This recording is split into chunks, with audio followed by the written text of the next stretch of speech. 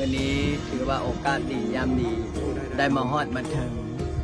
พัทธกุฎีพระพุทธเจ้าหรือว่ากุฏิพระพุทธเจ้าตอนสมัยข้าพุทธกาลเนาะพระอาจารย์ได้ตั้งจิตตั้งใจขอพรเพื่อแล้วเด้อสาธุปาฏิหาริย์มีจริงลัดคิวรวยให้ออกตนญาติโยมเด้อรวยบุญรวยวาสนารวยบุญรวยบารมี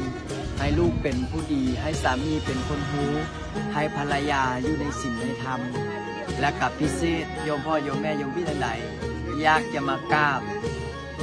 ต้นสีมหาโพธิ์หรือว่าสีสังเวยพระอาจารย์ก็จะจัดคณะสายบุญสายติธรรมมาอีกคือมื้อวันที่26เดือน1สากลหรือว่าวันที่26มกราเนาะ